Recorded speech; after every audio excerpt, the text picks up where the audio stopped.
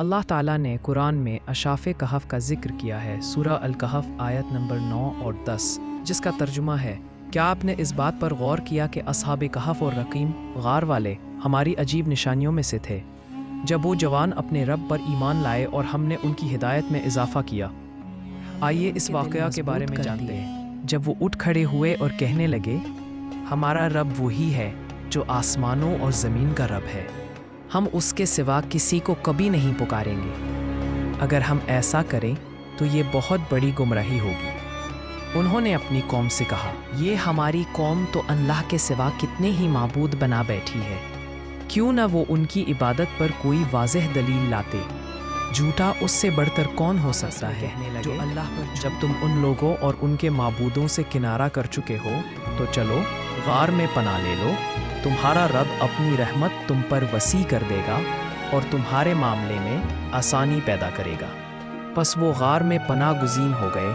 हमने उन पर कई सालों तक नींद तारी कर दी, फिर हमने उन्हें जगा दिया ताकि हम देखें कि दोनों ग्रोहों में कौन अपने क़याम का वक्त ज़्यादा दुरुस्त शुमार करता है। खबर सुनाते हैं, वो चंद नौजवान थे जिन्होंने अपने रब पर ईमान लाया और हमने उन्हें हिदायत में मजबूत कर दिया और हमने उनके दिलों को साबित कदम रखा। जब उन्होंने कहा, हमारा रब आसमानों और ज़मीन का रब है, हम उसके सिवा किसी को। जब सूरज निकलता तो उनकी गार के दाएं तरफ से हट जाता और जब डूबता तो बाएं तरफ से गुजर जाता और वो उसके दरमियान एक खुली जगह में थे। ये अल्लाह की निशानियों में से है। जिसे अल्लाह हिदायत दे वही राह पर है और जिसे वो गुमराह कर दे उसके लिए कोई रहनुमा नहीं। माँ समझते कि वो जाग रहे हैं, हालांकि वो सो रहे थे।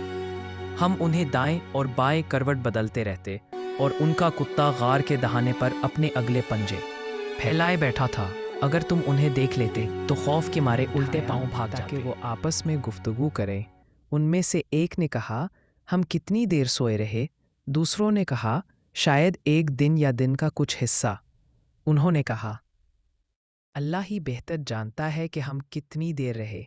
चलो तुम में से एक को ये चांदी दो, वो शहर जाए और देखे कि कौन सा खाना सबसे बेहतर है, वो ही ले आए और एहतियात करे कहीं किसी को हमारी खबर ना हो जाए। तो या तो तुम्हें संसार कर डालेंगे या तुम्हें अपने दीन में वापस ले जाएंगे और इस सूरत में तुम कभी कामयाब ना हो सकोगे।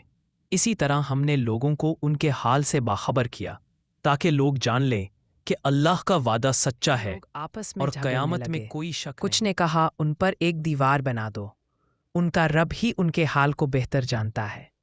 दूसरे बोले, हम तो उन पर एक मस्जिद बनाएंगे। कुछ कहने लगे, वो 3 थे, चौथा